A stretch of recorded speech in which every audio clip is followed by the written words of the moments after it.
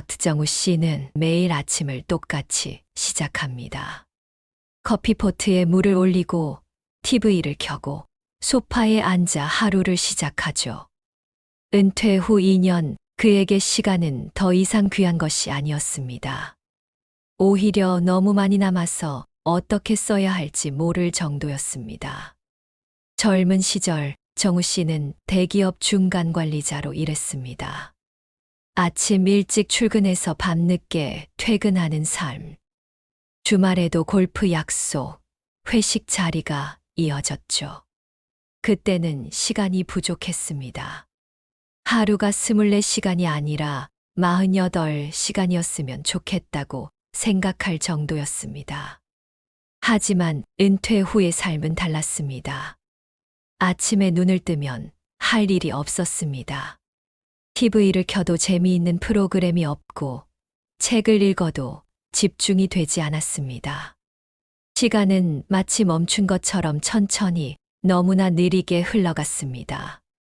그날도 평범한 아침이었습니다. 따뜻한 커피 향이 거실을 채우고 뉴스 앵커의 목소리가 배경처럼 흘러나왔습니다. 정우 씨는 리모컨을 손에 쥔 채 멍하니 화면을 바라보고 있었습니다. 채널을 돌려도 비슷한 내용뿐이었습니다. 따르릉. 갑자기 울린 전화벨 소리.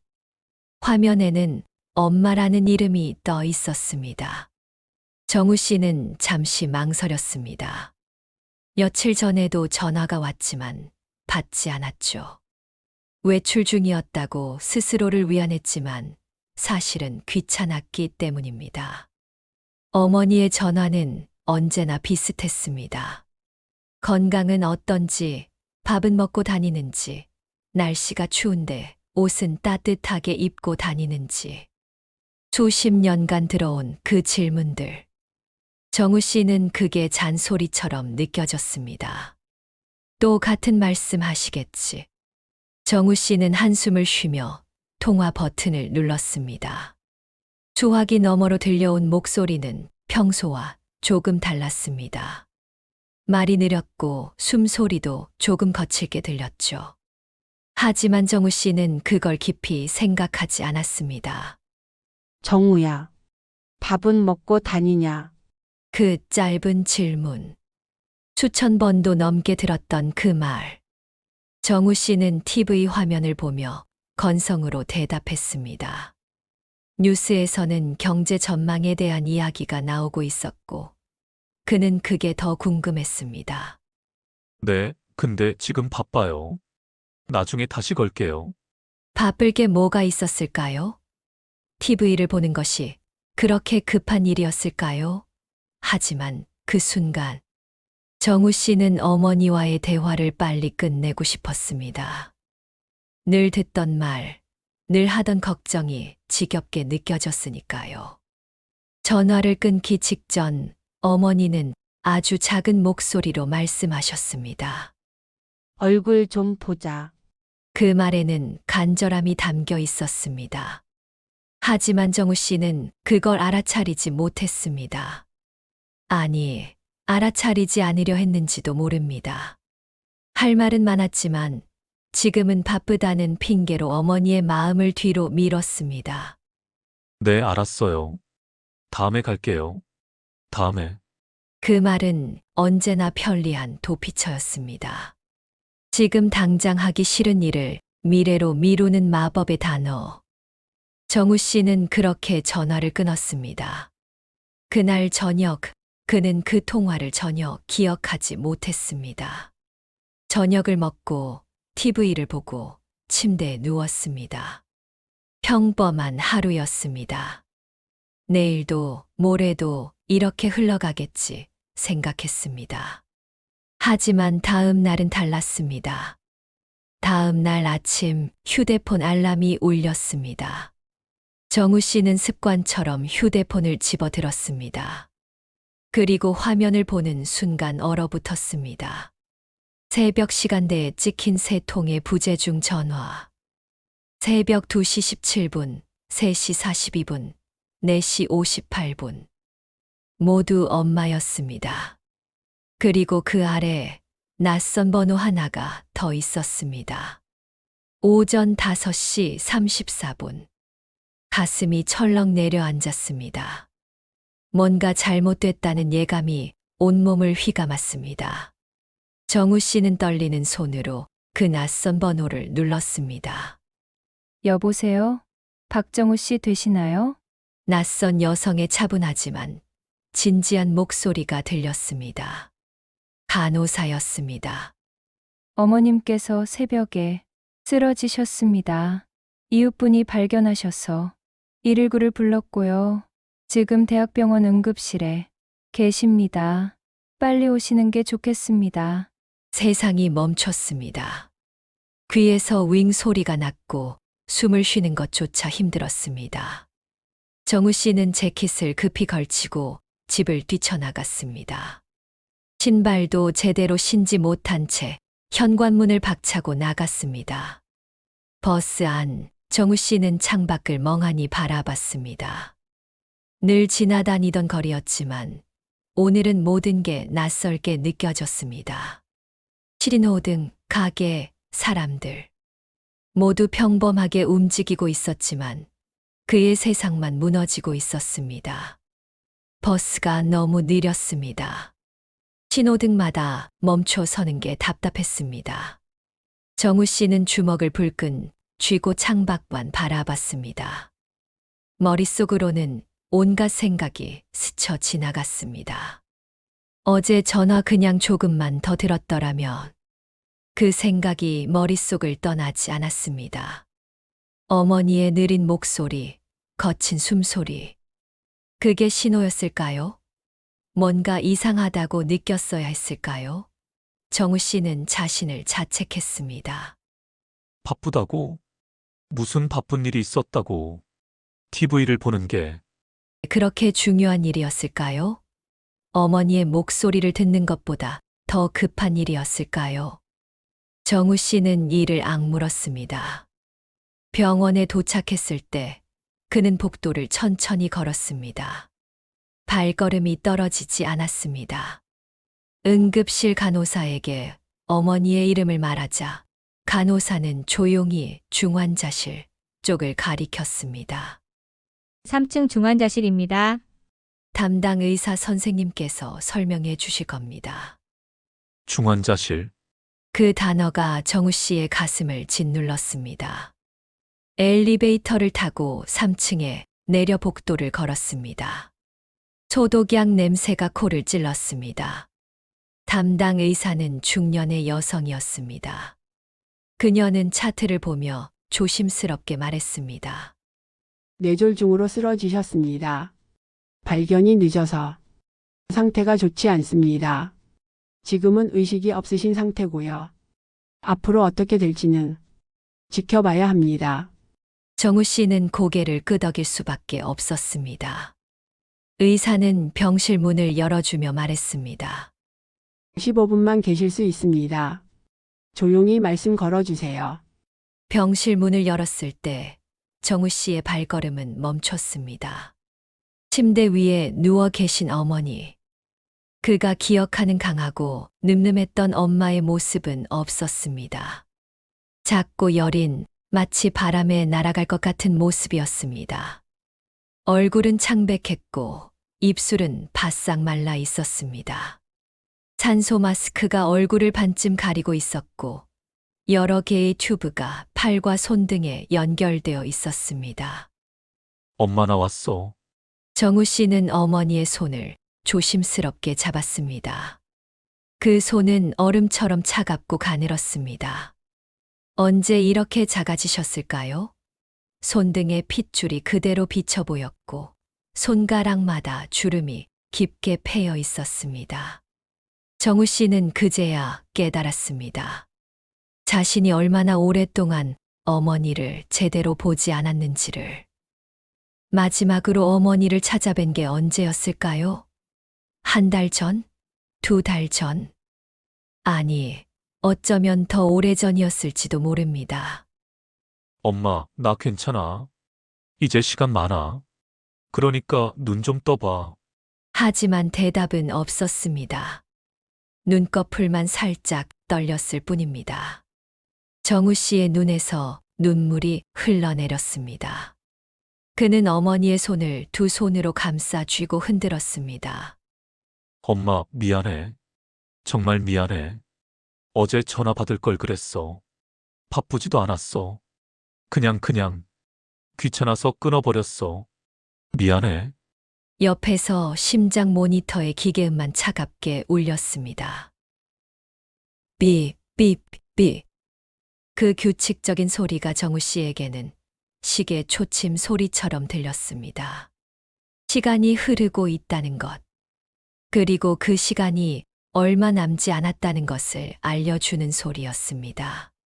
정우 씨는 어머니의 손을 쓰다듬으며 계속 말했습니다. 엄마, 평생 들어온 잔소리. 다시 듣고 싶어.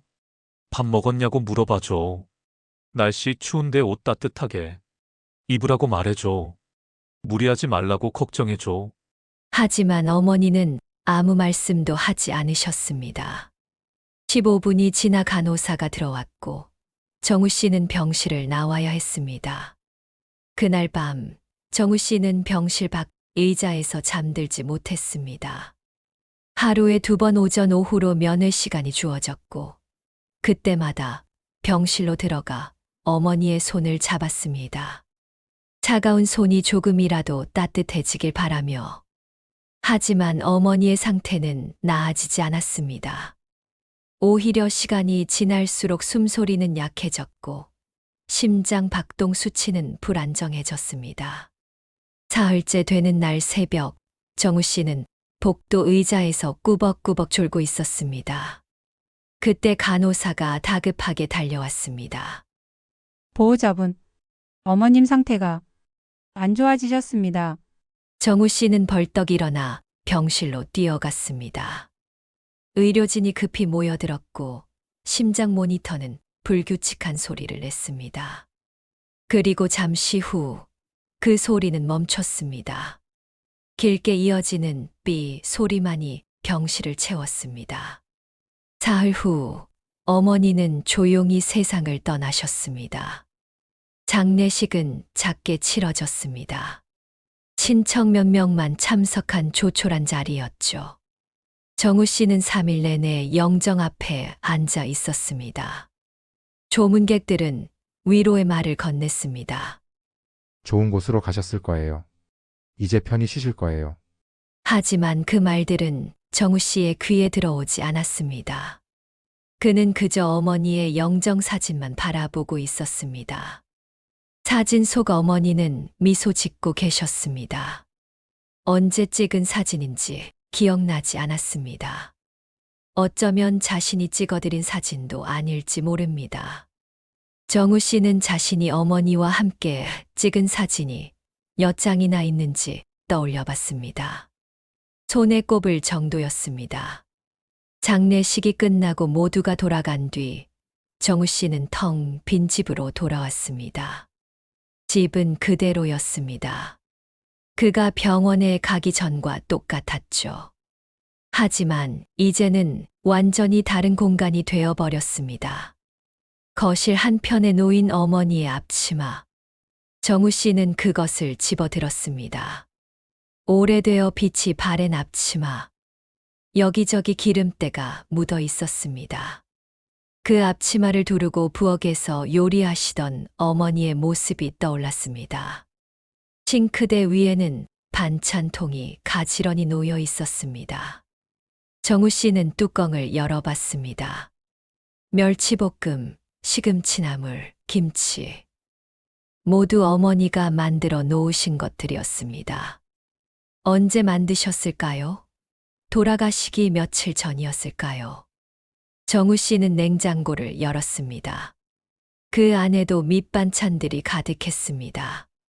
쌈장, 된장찌개, 미역국. 어머니는 혼자 사시면서도 이렇게 많은 반찬을 만들어 놓으셨습니다. 혹시 아들이 찾아올까봐, 혹시 배고플까봐. 정우 씨는 냉장고 문을 닫고 식탁 앞에 앉았습니다. 평생 어머니와 함께 밥을 먹던 그 자리. 이제 혼자만 남은 그 자리. 식탁 위에는 두 사람분의 그릇과 수저가 놓여 있었습니다. 어머니는 혼자 사셨지만 늘 두 사람분을 준비해 놓으셨습니다. 혹시 아들이 올까봐. 정우 씨는 그게 이제야 이해됐습니다. 어머니는 늘 자신을 기다리고 계셨던 것입니다. 정우 씨는 고개를 떨구고 한참을 그렇게 앉아 있었습니다. 눈물이 뚝뚝 떨어져 식탁을 적셨습니다. 무심코 휴대폰을 꺼낸 정우 씨는 통화 목록을 넘기다가 멈췄습니다. 며칠 전 어머니와의 마지막 통화. 그때 자동으로 녹음된 파일이 있었습니다. 정우 씨는 평소 통화 녹음 기능을 켜두고 다녔던 것입니다. 손이 떨렸지만 그는 재생 버튼을 눌렀습니다. 정우야, 요즘 많이 힘들지? 어머니의 목소리가 휴대폰 스피커를 타고 울려 퍼졌습니다. 정우 씨는 눈을 감았습니다. 마치 어머니가 바로 옆에 계신 것 같았습니다. 너무 무리하지 말고 밥은 챙겨 먹어라. 그 흔한 말. 수없이 들었던 그 말이 이제는 세상에서 가장 그리운 소리가 되어버렸습니다. 정우 씨는 휴대폰을 두 손으로 꼭 쥐었습니다. 엄마는 괜찮다. 내 목소리만 들으면 좋다. 그리고 자신의 건성 대답이 이어졌습니다. 네, 먹었어요.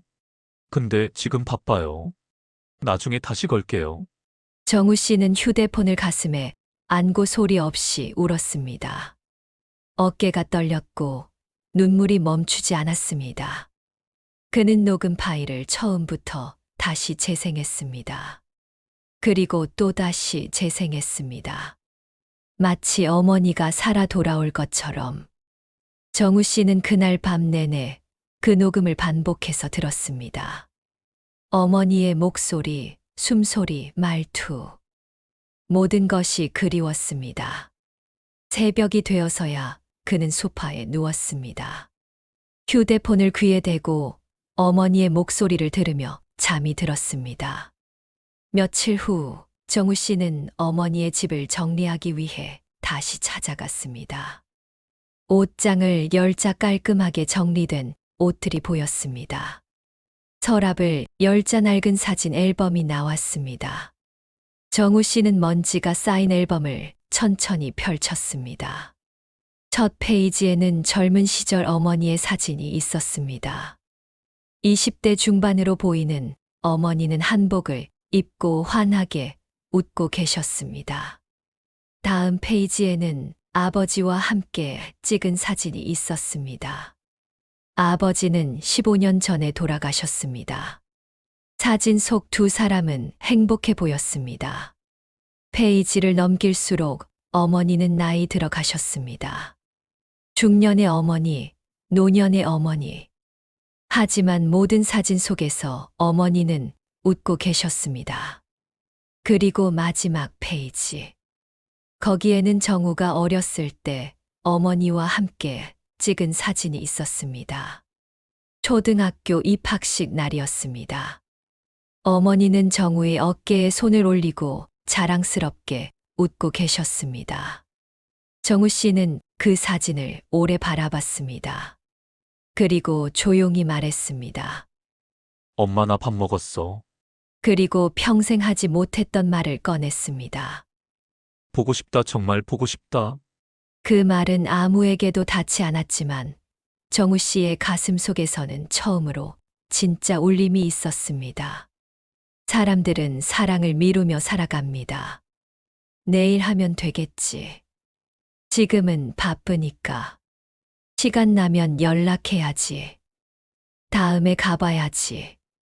그렇게 하루하루를 미루다 보면 어느 순간 그 내일이 오지 않는 날이 있습니다. 정우 씨는 창밖을 바라보며 생각했습니다. 지금 이 순간에도 누군가는 부모님의 전화를 미루고 있을 것입니다. 바쁘다는 핑계로, 나중에 하겠다는 약속으로. 자신처럼. 그는 휴대폰을 들고 통화 목록을 다시 한번 펼쳤습니다. 엄마라는 이름 옆에 찍힌 마지막 통화 시간. 그게 정말 마지막이 될 줄 누가 알았을까요? 만약 그때 조금만 더 대화를 나눴더라면, 만약 그때 사랑해라는 말을 했더라면, 만약 그때 고마워라고 말했더라면. 하지만 세상에 만약은 없습니다. 지나간 시간은 돌아오지 않고 하지 못한 말은 영원히 할 수 없게 됩니다. 정우 씨는 이제 매일 아침 어머니의 사진 앞에 앉습니다. 장례식장에서 가져온 영정 사진을 거실에 모셔두고 그 앞에서 아침을 맞이합니다. 그리고 혼잣말을 합니다. 엄마, 오늘은 날씨가 좋아. 엄마가 좋아하시던 그런 날씨야. 하늘이 맑고 바람도 시원해. 엄마, 오늘 아침은 엄마가 해주시던 된장찌개 생각이 나더라. 냉장고에 남아있는 거 먹었어. 여전히 맛있어. 엄마, 오늘 꿈에서 엄마를 봤어. 엄마는 웃고 계셨어. 나한테 밥 먹었냐고 물어보셨어. 말은 어머니에게 닿지 않지만 정우 씨는 매일 이렇게 대화를 이어갑니다. 살아계실 때 하지 못한 그 대화들을, 귀찮아서, 바빠서, 나중에 하겠다고 미뤘던 그 대화들을. 정우 씨는 이제 어머니가 만들어 놓으신 반찬으로 식사를 합니다.